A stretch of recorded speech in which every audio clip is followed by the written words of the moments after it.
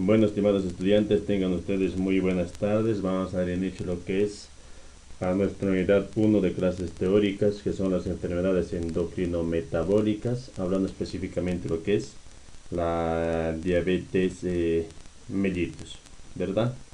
Entonces, simplemente vamos a ver, o sea, qué es la diabetes mellitus y sus diferentes tipos de diabetes, encontrando lo que son desde la diabetes tipo 1, tipo 2, incluyendo también la diabetes gestacional y entre otras diabetes más que simplemente lo vamos a mencionar.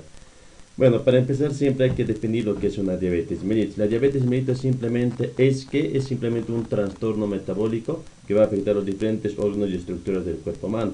Caracterizado por qué? Por el simple hecho de un aumento de la glucosa en la sangre, llamado también a nivel laboratorial que vendría a ser una hiperglicemia. Es decir, que la diabetes mellitus es pues una enfermedad que se produce cuando, cuando el páncreas no puede fabricar la insulina suficiente o cuando este pues no logre actuar en el organismo porque las células no responden al estímulo. Pues como ustedes muy bien ya saben, existen un páncreas exócrino y un páncreas endocrino, ¿verdad? Pero en este caso vamos a hablar, referirnos un poquito a lo que es al páncreas endocrino porque es el que sí tiene mucha relevancia en este caso. Como ustedes muy bien saben, el páncreas endocrino es aquel que está formado por millones de células microscópicas, racimos o islotes de Langerhans, ¿no es cierto? Y por lo tanto estas células que tienen diferentes características microscópicas, macroscópicas, que no le vamos a entrar en detalle a eso, pero sí lo muy importante que ustedes tienen que saber un poquito, hablando la parte anatómica y fisiológica de lo que es del páncreas, pues que estos islotes que los acabo de mencionar existen en diferentes cantidades y números, varían en el tamaño, en la cantidad, en la densidad, etcétera, etcétera. Pero lo más importante es que estos estén formados pues por cuatro tipos de células muy principales, que vendrían a ser las células alfa, las células beta, las células gamma y las células WP, que vendrían a ser los polipéptidos pancreáticos. Esta gama de células representan casi las células beta. Las células beta, por si acaso, son los que son en mayor porcentaje, seguida posteriormente de las células alfa, gamma y los WP, que vienen a ser los polipéptidos. Otra cosa muy importante que ustedes tienen que saber es la insulina, el glucagón y la somatostatina. Entonces, la insulina, ¿dónde se produce? La insulina se va a producir en una de las cuatro células que los acabo de mencionar, pero en este caso la insulina se va a producir en donde o formar en las células B, es decir, específicamente formada por una matriz intra y extracelular rodeado también por varias bases moleculares que no vamos a entrar a detalle. En cambio, el glucagón, perdón, se suele metabolizar o producir en el hígado, pero gracias a las células alfa, de las células alfa. Entonces estas células alfa son las que van a dar origen al glucagón mediante la glucogenólisis o la vía glucogenólisis, que ustedes ya lo vieron también en la materia de bioquímica. Las células beta y alfa, como ya acabamos de mencionar, que uno vendría a ser la insulina y otro el glucagón, la gamma son las que contienen pues la somatostatina, ¿verdad? Son tres aspectos muy importantes que siempre hay que tomarlo en cuenta a la hora de poder definir lo que es una diabetes mellitus, ya sea tipo 1 o tipo 2. Pues como ustedes ya saben, el páncreas, la diabetes mellitus está causado por una infinidad de causas, ya sean trastornos, incluyendo, pues como ya dijimos, por la baja producción de las células B de la insulina, por un aporte inadecuado en el cuerpo humano, que esto va a repercutir en el metabolismo tanto de los carbohidratos, lípidos y proteínas en sus diferentes necesidades. Están involucrados varios aspectos patológicos, pero lo que les confiere de mayor importancia vendría a ser las características autoinmunes, hereditarias y las resistentes a la insulina. Si hablamos específicamente de las tipo 1 y tipo 2, pues la tipo 1 generalmente es de carácter autoinmune y no así la tipo 2, que posteriormente vamos a verlo con mayor detalle líneas abajo. ¿Cómo se clasifica? Actualmente existen dos clasificaciones principales o primordiales, se puede decir. La primera, que corresponde a la OMS, como ustedes ya saben, es la Organización Mundial de la Salud, en la que se conocen tres tipos de diabetes, como los mencioné al principio del inicio de la clase: la tipo 1, tipo 2 y la gestacional, entre las más importantes. y la segunda propuesta por la ADA, que es la Asociación Americana de Diabetes, que la clasifica también diabetes tipo 1, tipo 2, la gestación y otros tipos de diabetes que simplemente lo vamos a mencionar, como yo ya les dije, líneas arriba. Entonces, hay que tener muy en cuenta la clasificación de la diabetes, porque a la hora de poder dar un diagnóstico, tanto la tipo 1 y la tipo 2 son muy diferentes y hay que saber diferenciar entre la tipo 1 y tipo 2, específicamente entre esas dos, tanto sus características del tratamiento y características morfofuncionales. Entonces, en este cuadro podemos ver que existen dos tipos de diabetes, la tipo 1 y la tipo 2, ¿verdad? Entonces, la tipo 1 y la tipo 2. Y otras, como ya les mencioné, puede ser la diabetes gestacional también, o una diabetes causada por medicamentos, entre otras, una diabetes causada por una malnutrición, o una diabetes por cirugía. Estos se preguntarán por qué, porque a veces hay neoplasias como el cáncer de páncreas, de la cola del páncreas o de la cabeza del páncreas, donde realmente sí se someten a un procedimiento quirúrgico y van a provocar un mal funcionamiento de este órgano vital que es para la producción de la insulina, y por lo tanto, entre uno de los tipos también vendría a ser lo que es las quirúrgicas. Es muy importante en hacer diferencias entre las diabetes tipo 1 y tipo 2. Existen diferentes diferencias entre la diabetes tipo 1 y tipo 2 que son realmente, si ustedes leen a detalle, es muy complicado, pero por lo menos yo quiero que sepan lo que son algunas manifestaciones o algunas diferencias más importantes o significativas entre una diabetes tipo 1 y tipo 2 que voy a mencionar a continuación. Como ya les dije, la diabetes tipo 1 generalmente, ¿por qué se caracteriza? Porque el cuerpo no va a producir pues nada de insulina. En cambio, la diabetes tipo 2, eso por favor tengan en cuenta, va a haber una producción de insulina, ya sea poca o en moderada cantidad, pero sí va a haber una producción de insulina, ya sea insuficiente esta, pero sí va a producir insulina. En la diabetes tipo 1 generalmente está diagnosticada o se lo diagnostica en su totalidad. Sí se puede llegar al diagnóstico con medidas de laboratorio y valores genéticos moleculares, se puede diagnosticar.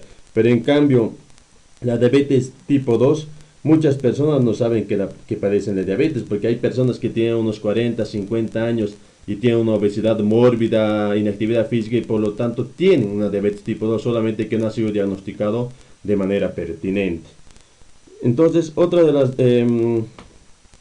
diferencias también que quiero que sepan es que, como ya les mencioné líneas arriba, la diabetes tipo 1 va a provocar pues un ataque propio del sistema inmunitario, es decir, con base tanto genética molecular e inmunitario. En cambio, la diabetes mellitus tipo 2 va a estar relacionado pues a los diferentes factores de riesgo. ¿Cuáles son aquellos factores de riesgo, estimados estudiantes? La obesidad, la falta de actividad física y ciertos factores genéticos, entre otros factores de riesgo que ustedes ya conocen. Generalmente la diabetes mellitus, otra diferencia muy importante es que la diabetes mellitus tipo 1 generalmente no existe cura. Bueno, al igual que la diabetes tipo 2 tampoco existe cura, pero en algunos casos el tratamiento, un tratamiento adecuado, ya les expliqué que tanto farmacológico como no farmacológico, puede remitir el cuadro y las personas viven con esa diabetes mellitus hasta su muerte, pero que está controlado, y de esta manera evitar pues las complicaciones tanto agudas y crónicas que se presentan en estas diferentes diabetes. Otra de las diferencias que quiero que sepan también es que la diabetes tipo 1 no se puede prevenir. O sea, no hay medidas preventivas para una diabetes mellitus tipo 1. Pero en cambio, una diabetes mellitus tipo 2 se puede prevenir o se puede enlentecer o mejor dicho, se puede retrasar su aparición, ya sea pues dando un tratamiento no farmacológico. ¿Qué significa un tratamiento no farmacológico? Simplemente es aquellas medidas que no tienen que ver nada con medicamentos, sino que tienen que ver con modificaciones del estilo de vida. Si aquella persona tiene una diabetes mellitus tipo 2, pues tiene que tener una dieta saludable, ¿no es cierto? Y practicar un ejercicio adecuado de manera rutinaria. Entonces, esas diferencias que acabo de mencionar son muy importantes. Se puede decir que son las más significativas, son las más básicas. Después hay una infinidad de de diferencias tanto genético, molecular, inmunológico y todas esas cosas, pero yo creo que no vamos a entrar mucho al caso de eso. Lo importante es que quiero que ustedes sepan lo que es las diferencias entre una diabetes mellitus tipo 2. O sea, ahora también si nos vamos de acuerdo al tratamiento de los diferentes tipos de diabetes, también vamos a encontrar lo que son algunas pequeñas diferencias significativas también, que lo vamos a ver ya líneas abajo. Entonces, como ya les dije, la diabetes tipo 1 se clasifica en casos autoinmunes, que vendría a ser la forma más común, cosa que no se da en la diabetes tipo 2, o pueden ser idiopáticos. Generalmente el proceso se desarrolla pues es gradual, o sea, va a ir aumentando paulatinamente a medida que vaya pasando más tiempo y sean necesarios varios años para que este se manifieste clínicamente. Puede ser de una fase clínica preclínica o clínica también. Eso es muy importante. Como ya dijimos, generalmente en la diabetes mellitus tipo 1 se caracteriza, ¿no es cierto?, por la producción inadecuada de la insulina por las células beta del páncreas, cosa que también ingresan las células alfa, las células gamma y las células WP, como ya les mencioné.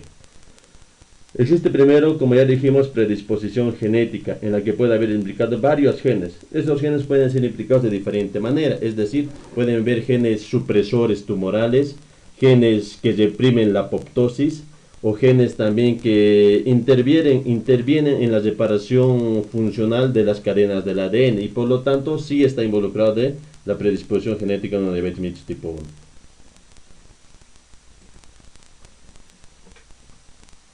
Es muy importante también mencionar que hay un factor desencadenante, ya sea de manera natural o ambiental. Pueden ser también estas llamadas las infecciones virales, el mismo estrés que es muy frecuente ahora, más que todo con estas épocas de pandemia actualmente. Puede alterar todo el sistema inmunológico, es decir, tanto específicamente a las células beta en este caso, pero también a las alfa, a las gamma y a los WP. Como ya les dije, la reacción inmunológica está mediada por anticuerpos. Y ustedes muy bien conocen ya en sus clases que han visto ya en los cursos anteriores, hay reacción humoral y una reacción tumoral. Pues en este caso la reacción humoral es muy importante para predisponer a una diabetes mellitus tipo 2, para que este se pueda desarrollar con mayor rapidez. También se puede detectar en el suero de aquellos pacientes, ¿no es cierto?, anticuerpos, los cuales se pueden convertir en propensos para la enfermedad.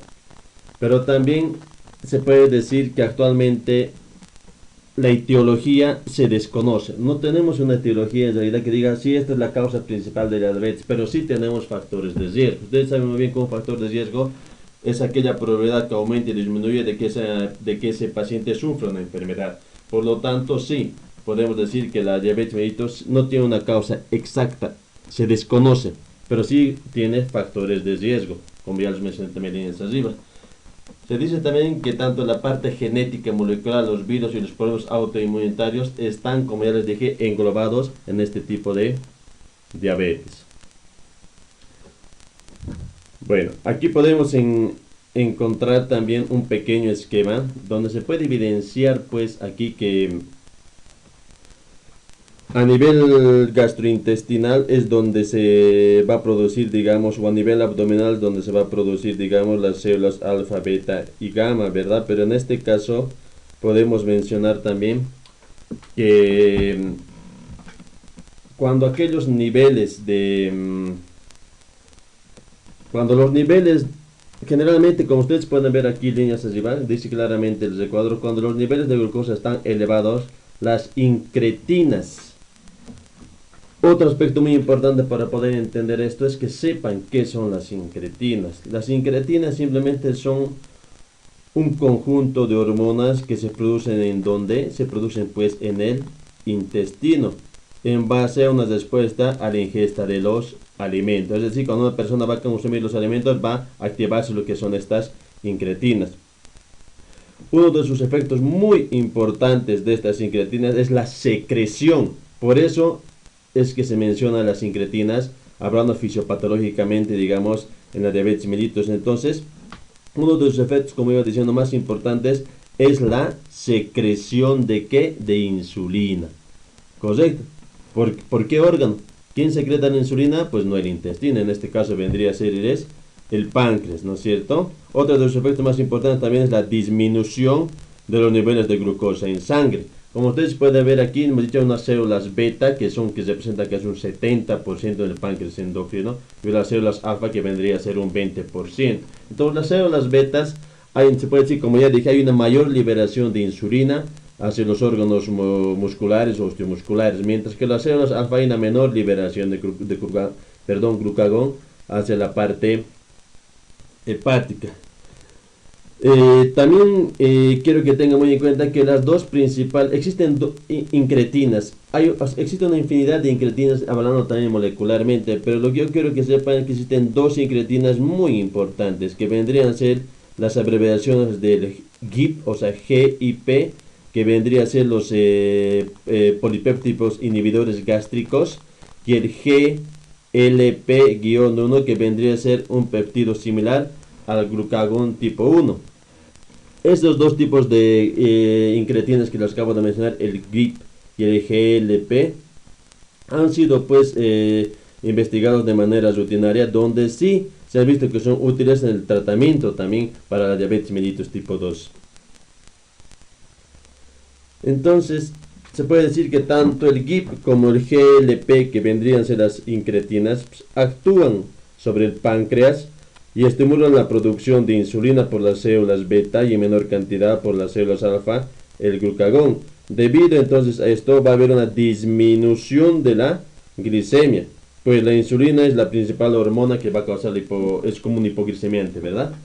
Entonces, eso es muy importante, estimados estudiantes, que sepan esta parte como les acabo de mencionar. Que no se olviden siempre las incretinas formadas por ¿quién? Por el intestino y el páncreas, la insulina formada por el páncreas. Son aspectos muy importantes y relevantes que nunca hay que olvidarse para la parte de nuestro vivir profesional. Como ya les dije, manifestaciones clínicas tanto para la diabetes tipo 1 y tipo 2 vendrían a ser casi las mismas. Se dice que existe una fase preclínica, como ya les dije arriba, donde incluye la etapa de predisposición genética. Es una etapa latente de la enfermedad y es muy frecuente en los niños pequeños, ya que esta va a ir evolucionando paulatinamente a medida que vaya pasando el tiempo. Pues clínicamente el paciente va a presentar pues un buen estado general, manteniendo un peso adecuado, no teniendo ninguna sintomatología, donde se puede evidenciar lo que es los signos o síntomas. Pero ya hablando de una fase clínica, es donde se van a iniciar los síntomas. Como ya vimos en la anterior clase, una de las compañeras dijo las 3 P's, ¿no es cierto? Que vendría a ser la triada clásica de ¿qué? Poliuria, polidipsia y polifagia. Me imagino que ustedes ya saben qué es poliuria, no voy a volver a repetirlo, polidipsia y polifagia. No se sorprenda que tal vez en el examen diga el concepto de polidipsia o darle otros capítulos que ustedes como médicos tienen que saber lo que me están hablando, ¿no es cierto? No me van a decir está orinando fuerte o está orinando muy rápido, una abundante cantidad o en poca cantidad, me van a decir poliuria. Si tiene dolor al orinar, no me van a decir dolor, no tiene que ser fisuria, ¿no es cierto? Entonces, todas esas cosas, esos 3 conceptos básicos también quiero que lo aprendan. Poliuria, polidipsia y polifagia, que vendría a ser la triada clásica. Obvio que va a estar asociado a otros síntomas vagales, como ¿quién? Como pérdida de peso, astenia, adinavia, trastornos emocionales, cambio de conducta, pérdida de la memoria, específicamente en la fase escolar de los niños. Bueno, también se puede decir que si la enfermedad no se trata adecuadamente, es una fase posterior para que se aparecen diferentes complicaciones de la diabetes. Las complicaciones, como ya les dije, pueden ser de forma aguda y de forma crónica. Pero si ustedes se dan cuenta, las de forma aguda se puede considerar que son las más letales, al igual que también que de la forma crónica, que vamos a ver como hay detalles, líneas abajo. Entonces aquí podemos ver un pequeño cuadro que no se puede ver muy bien, donde podemos ver los síntomas y signos para detectar la diabetes infantil. Ustedes muy bien saben, si hablando de cualquier enfermedad, desde la más sencilla a la más compleja, que es un cáncer, a nivel infantil o en los niños, es muy difícil realizar el diagnóstico. por el simplemente hecho de que un dolor abdominal puede deberse varias causas y no así a lo que estamos buscando. Pero entre esas síntomas, signos que podemos mencionar son aquí como dice el cuadrito que podemos ver: sensación de oído tapado, el zumbido, dificultad para comprender, un desequilibrio ortostático, demora en responder de preguntas, que vendría a ser trastornos, como ya les dije, pues trastornos a nivel de conducta, trastornos de sueño, y todo esto va a llevar a lo que es un mal desempeño escolar, ¿no es cierto? Deterioro de la visión, cefalea, etcétera, entre los síntomas más importantes en un diabetes infantil. Entonces, como ya les dije, existen complicaciones agudas y existen complicaciones crónicas, ¿verdad? Lo que yo voy a hablar acá son las complicaciones agudas, que sí vendría a ser, digamos, un poquito muy importante que por lo menos sepan lo que es una cetoacidosis diabética, cómo la pueden diagnosticar y cómo la pueden tratar, al igual que un coma hiperesmolar y la hiperglucemia y la gastroparesis, que no le veo tan relevante, pero eso ya me imagino que ustedes ya lo saben. Entonces, y las complicaciones crónicas, la más importante es la retinopatía, cardiovasculares, renales, etcétera, que ya lo sabemos, ¿verdad? Entonces, vamos a hablar un poquito lo que es sobre la cetoacidosis diabética. ¿Qué es la cetoacidosis diabética, estimados estudiantes? Simplemente, como ya dije, es una complicación aguda pero grave de la diabetes, que ocurre cuando el organismo ya produce niveles elevados de ácidos presentes en la sangre. Estos ácidos presentes en la sangre se denominan cuerpos cetónicos, de ahí el nombre que tiene cetoacidosis diabética.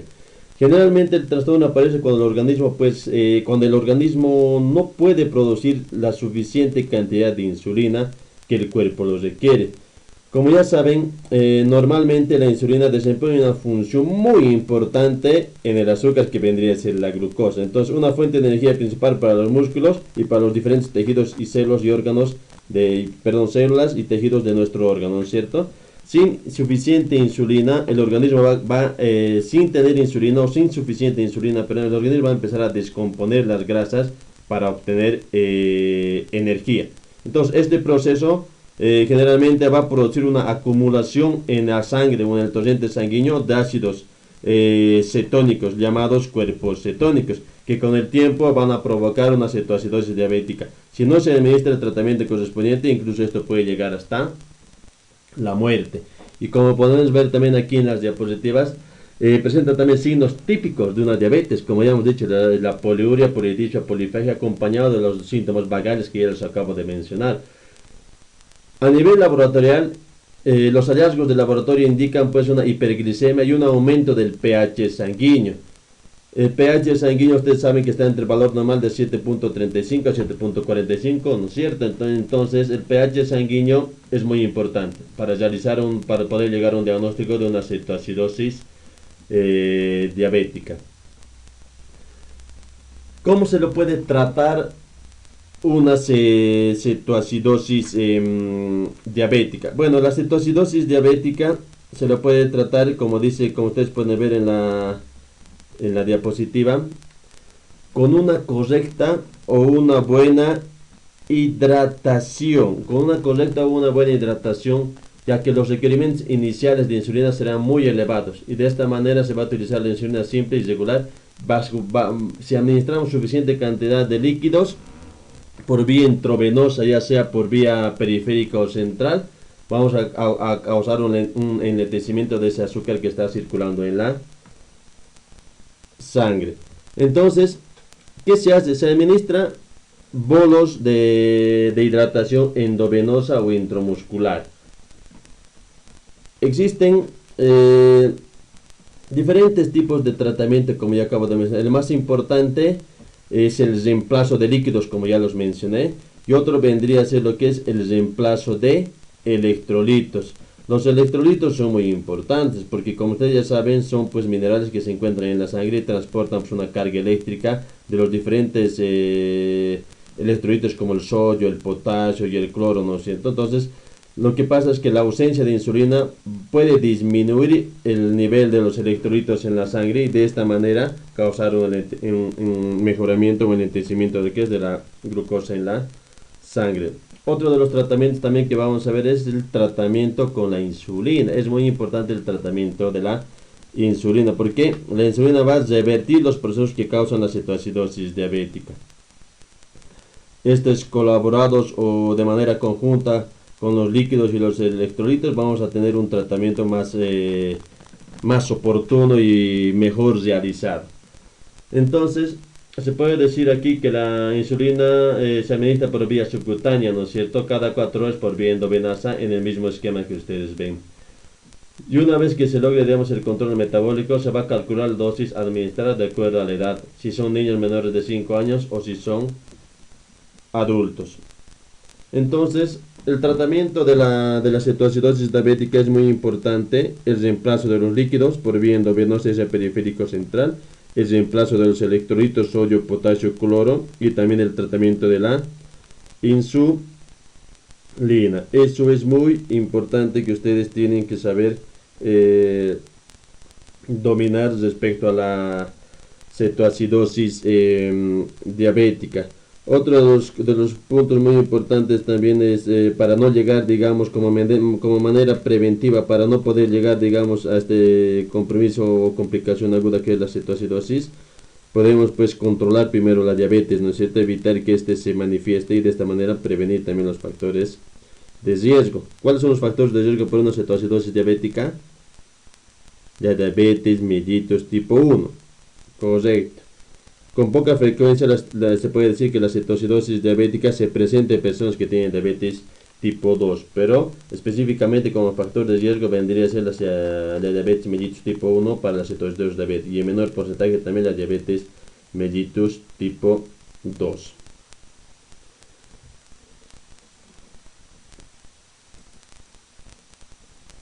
Otra complicación aguda muy importante es el estado o coma hiperosmolar. Este estado hiperosmolar es una complicación aguda también muy grave de la diabetes mellitus, caracterizado por ¿qué? Por el déficit de insulina y resistencia a la insulina. Es decir, que va a haber un déficit de insulina y al mismo tiempo va a haber una resistencia de la insulina, etc. Entonces, lo que podemos ver acá en el estado hiperosmolar, se puede decir que se caracteriza por el déficit relativo de insulina y la resistencia, como ya les acabo de mencionar, ¿verdad? Que también nos puede causar los síntomas clásicos, como ya dijimos, poliuria, polidipsia, polifagia, etc. Es una situación también donde se puede comprometer tanto la diabetes insulino dependiente, como ya dijimos, también la diabetes tipo 1 en su menor proporción, y también en menor proporción la diabetes mellitus tipo 2.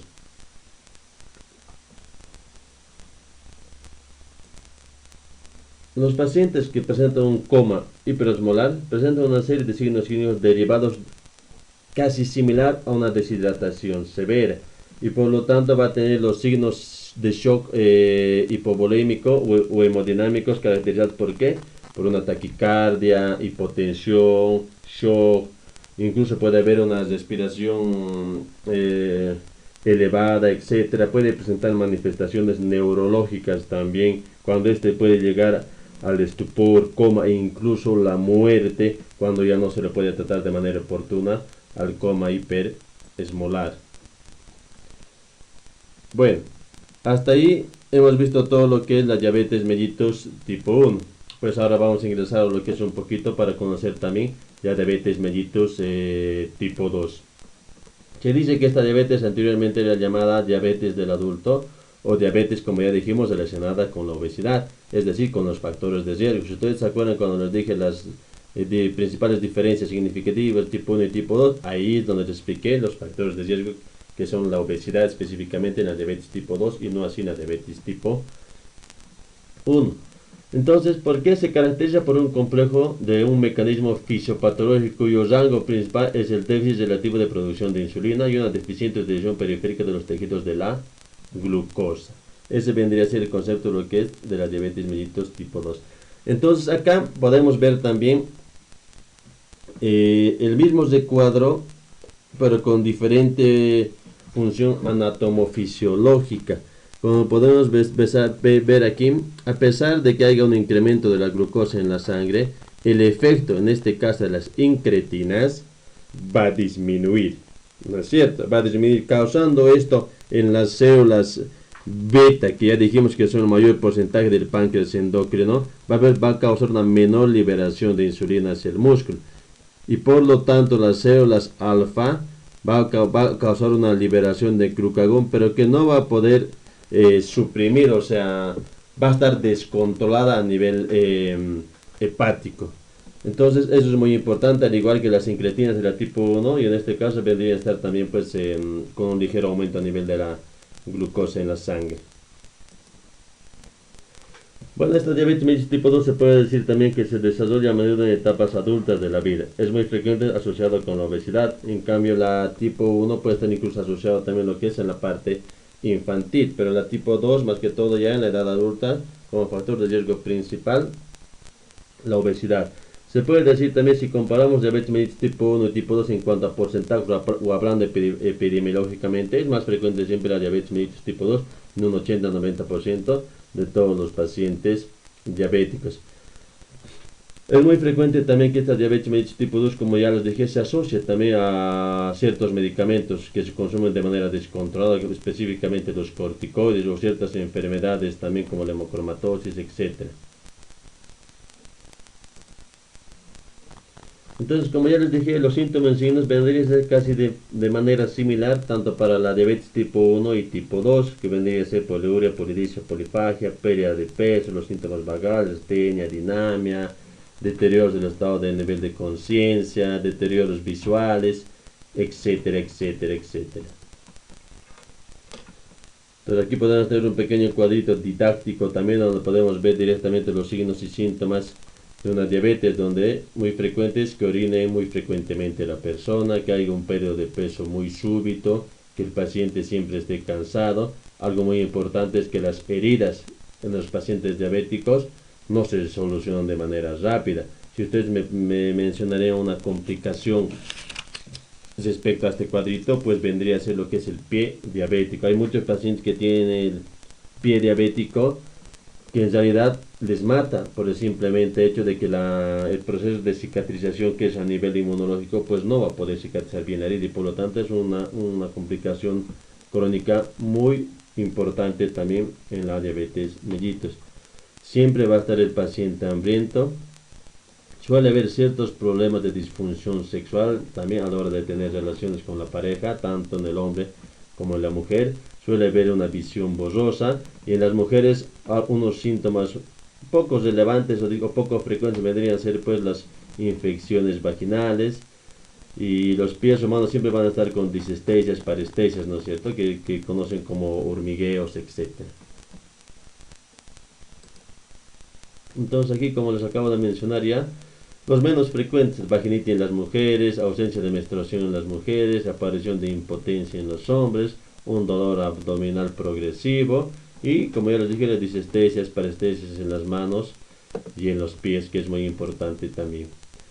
Entonces, como ya les dije, existen complicaciones agudas que ya los vimos, que ya los mencionamos, lo más importante es la cetoacidosis diabética y el coma hiperesmolar.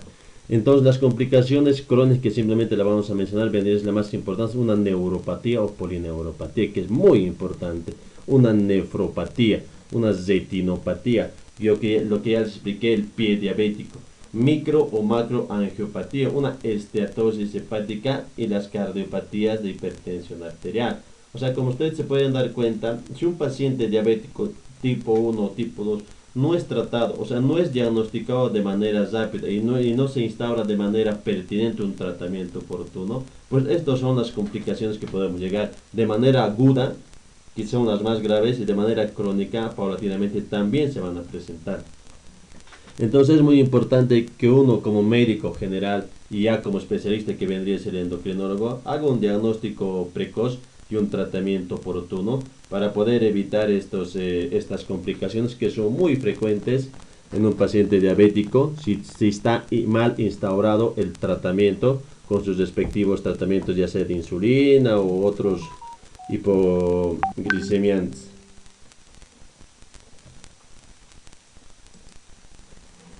Vamos a hablar respecto al tratamiento.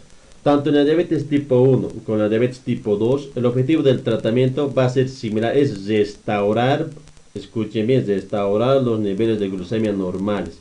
¿Cuánto es el nivel de glicemia normales? 70 a 110, como ya vimos en la anterior clase. Entonces, es muy importante que aquellos pacientes diabéticos diagnosticados por parte ya de un especialista que vendría a ser endocrinólogo siempre tenga lo que es en mano, esto de acá, que vendría a ser el glucómetro, ¿verdad? Que se utiliza de manera, no sé, es algo sencillo que se puede utilizar como ustedes pueden ver en la imagen, que esto sí puede salvar la vida de un paciente que tiene diabetes. O sea, tienen que tener, si ustedes tienen un familiar con diabetes, pues ya pues como estudiantes de cuarto año, quinto año que ya van a hacer, tienen que recomendar, si es un paciente diabético, que el tratamiento está bien instaurado, que haga sus visitas al endocrinólogo y por lo tanto que haga sus controles de glicemia en sangre. Puede aplicarse un tratamiento sustitutivo de insulina o sus análogos, o dicho de otra manera, un tratamiento con hipoglicemiantes orales. Como ya vimos en la anterior clase, existen varios hipoglicemiantes orales, las cuales vamos a mencionar ahora. Ya entonces, pueden ser, como ya dijimos, los medicamentos, la insulina, o los tratamientos, mejor dicho, los medicamentos hipoglucemiantes, y hacer siempre una fase que vendría a ser la inicial, donde se diagnostica lo que es la diabetes, se instaura el tratamiento y una fase de seguimiento a largo plazo. Eso quiere decir que una vez que se diagnostique el problema de la diabetes, pues entonces este tiene que ser controlado casi de por vida por el médico, que en este caso vendría a ser el endocrinólogo. ¿Qué hipoglicemiantes orales conocemos? Pues simplemente vamos a mencionar, porque me imagino que ustedes ya en la clase de farmacología saben lo que es la farmacocinética, farmacodinamia, entre los más importantes de los medicamentos. Pues lo que tenemos que saber aquí, por lo menos lo que quiero que sepan, qué tipo de hipoglicemiantes orales conocen. Entonces, uno que son la familia de las biguanidas, como la metformina, ¿no es cierto? Que este va a aumentar la sensibilidad de los tejidos periféricos a la insulina, actuando como un normalizador de la glicemia. Otra familia vendría a ser las sulfonilurias, como cuáles, clorpropamida y la más conocida, la glibenclamida. Otras son las glinidinas, como la repaglinidina, nateglinidina y todas las terminaciones de glinidina, que son una infinidad de glinidinas. O los inhibidores de la alfa-glucosidasa también, que son muy importantes, que no se utilizan mucho, pero sí son muy importantes mencionarlos. Los tiazolidinadionas también, como las pioglitazonas, que aumentan la sensibilidad del músculo, la grasa y el hígado a la insulina. Entonces son también muy importantes las tiazolidinadonas. Otros, por mencionar, como ya dijimos, los agonistas del péptido 1 semejantes al glucagón. Si se acuerdan ustedes al inicio, dije que existen 4 tipos de células que se van a estar en el páncreas endocrino. Células alfa, beta, gamma y las células polipéptidos, ¿no es cierto? Entonces esas 4 células son muy importantes. Y las GLP, GL1, que son hexantinas, ¿no es cierto? Es decir, es un péptido de origen natural producido por las células L del intestino delgado, lo cual va a aumentar la secreción de la insulina estimulada por la glucosa. También es muy importante que sí se utiliza en otras partes del mundo, pero no mucho acá, digamos, también en el ámbito de nuestro país, Bolivia. Otros, posiblemente por mencionar, los agonistas de amilina, como la pranitidina, que van a tratar de vaciamiento gástrico, ayudante también, o inhibidores de la dipeptidasa 4 también. Entonces, en este organizador gráfico podemos observar el tratamiento. Ya viene que siempre les he explicado que el tratamiento tiene que ser no farmacológico y farmacológico. Ese es el concepto que ustedes tienen que dominar para cualquier tipo de tratamiento que vamos a ver las diferentes patologías en esta unidad de aprendizaje. Un no farmacológico, pues con la dieta adecuada y correcta por un paciente diabético, un ejercicio adecuado para evitar la obesidad y por lo tanto por los fármacos o el tratamiento farmacológico. ¿Cuáles? Simplemente, como ustedes pueden ver, hipoglicemiantes orales, que ya lo sabemos, que es muy importante que lo sepan, porque ya está también en la diapositiva, porque son preguntas también de examen. y la insulina, que puede ser rápida y lenta, que se administra también por vía subcutánea. Es muy importante que tengan en cuenta eso. Bueno, como ya les dije, otra de las clasificaciones según la OMS de la diabetes, aparte de la tipo 1 y tipo 2, la diabetes gestacional. Bueno, simplemente vamos a un pequeño recordatorio de esta diabetes gestacional. Generalmente debuta entre las 24 y 28 semanas del embarazo. En ocasiones puede persistir después del parto y suele asociarse a un aumento de trastornos de la madre, como ser hipertensión, infecciones vaginales, infecciones de las vías urinarias, etcétera, donde pueden interferir pues tanto el desarrollo materno infantil. Aquí podemos ver un pequeño dibujito donde está la diabetes gestacional, donde pueden leer aquí niveles sanguíneos altos de glucosa en la madre por vía del cordón umbilical va a proporcionar glucosa adicional al bebé. Entonces hacen que el bebé aumente de peso. Si ustedes han llevado ya su clase de ginecología, han visto por qué hay un sobrepeso. Generalmente el peso normal del niño está entre 2 a 3, pero si este ya nace con 4,500, 5,500, lo primero que piensan, no, pues debe tener diabetes la mamá, por eso tiene así el niño con esa obesidad, digamos. Entonces sí, eso es muy frecuente que se observa en los hospitales materno-infantiles.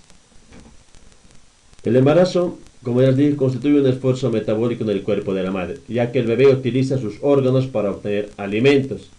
Si el bebé utiliza los órganos se utilizan los órganos por vía del cordón umbilical para obtener los alimentos para su buen desarrollo, pues este también va a adquirir las toxinas o las diferentes enfermedades que se transmiten por vía placentaria. En este caso, la diabetes, cuando la mujer tiene cuando es diagnosticada en épocas de embarazo. Por esta razón, la mujer que se embaraza tiene mayor posibilidad de presentar una deficiencia de la hormona que permite que la glucosa sea empleada por las células, haciendo que sea muy frecuente este problema. Otros tipos de diabetes, como ya les mencioné, simplemente dicen defecto genético de las células beta o resistencia a la insulina determinada genéticamente por enfermedades del páncreas, como ya les di, parálisis quirúrgicas, por defectos hormonales o por fármacos y compuestos químicos. Vendría a ser por esta clasificación estaría dada no por la OMS, sino por la Asociación de endocrinólogos diabéticos a nivel de la escuela tanto europea como americana. Entonces, otra cosa que tienen que saber muy importante es el diagnóstico, ¿no? ¿En qué? Simplemente se basa en la medición única y continua de qué? De la concentración de glucosa que hay en la sangre. La OMS establece los siguientes criterios desde 1999 a 2000 para poder llegar al diagnóstico. Y siempre los síntomas clásicos de la enfermedad. ¿Cuáles son los síntomas clásicos de la enfermedad? Pues la poliuria, polidipsia, polifagia y el pérdida de peso inexplicable. Es decir, cuando se hace una toma de glicemia en ayunas, este tiene que estar mayor a 200 miligramos decilitro. Es decir, que hay un diagnóstico clínico y hay un diagnóstico laboratorial. Ahora, claramente como pueden ver que dice la medición de glucosa en plasma en ayunas es mayor o igual a 126 miligramos decilitro. O sea, si estamos en ayunas, con simplemente de tener un 120 de glicemia ya podemos considerar que ese paciente está dando inicios de una prediabetes, ¿verdad? Pero ya cuando este sea tomado, digamos, que este laboratorio no sea tomado en ayunas el paciente, pues por lo menos la glicemia tiene que estar por encima de los 200 miligramos decilitro. Otro de los diagnósticos muy importantes es, como acá lo acabo de mencionar, la prueba de tolerancia a la glucosa oral. Es decir, la curva de tolerancia a la glucosa es uno de los diagnósticos muy importantes también para poder diagnosticar la diabetes. La medición en plasma se hace 2 horas posteriores a la ingesta de 75 gramos de glucosa. Eso es muy importante, en 375 ml de agua, la cual la prueba es positiva si son cifras mayores o iguales a 200 miligramos decilitro. Si son menores, con esta prueba de tolerancia a la glucosa se puede decir que son resultados de falsos positivos o falsos negativos. Entonces es muy importante el diagnóstico clínico y el diagnóstico laboratorial en sus diferentes medidas. Como ya dijimos, ¿qué exámenes de laboratorio podemos pedir a estos pacientes? Los de rutina, los de seguimiento y para monitorear las complicaciones de organoma. ¿Qué quiere decir eso? Siempre hay que pedir un hemograma completo, como ya vimos, un hemograma completo de la serie roja, la serie blanca, para poder ver las otras enfermedades que se pueden englobar o mezclar, digamos, con la diabetes. Siempre la determinación de la microalbuminuria en la orina en 24 horas, eso es muy importante. La hemoglobina glicosilada también es otro laboratorio muy importante que sí o sí se tiene que pedir de rutina en un paciente diabético. Y el perfil lipídico. Si ustedes saben, me imagino que es el perfil lipídico, ¿no es cierto? Las lipoproteínas de baja densidad, alta densidad, colesterol, etcétera, etcétera. Que estudien, que en las clases prácticas voy a preguntar todas esas cosas. Otros, los electrolitos, como ya dijimos, ¿no es cierto? Para poder diagnosticar cetosis diabética, otros como la creatinina, urea, creatinina. O sea, en realidad se realizan la base, el diagnóstico clínico y el diagnóstico laboratorial, pero así para englobar todo, se puede hacer todos los de rutina para ver una función renal, es muy importante. ¿Por qué? Porque una función renal es muy importante pedir porque sabemos que esto puede causar una nefropatía diabética. Entonces tenemos que saber que esa diabetes no ha causado un deterioro en la función renal. Una función hepática hay que pedir también y un perfil lipídico. Bueno, aquí unas ciertas conclusiones que podemos simplemente mencionarlo. Vivir con la diabetes, no para la diabetes. El control es la vida, la enfermedad es silenciosa, como ya le vimos. Siempre hay que hacer una terapia de grupo y una terapia familiar para marcar al paciente desde el punto de vista tanto espiritual, moral y social ante la sociedad.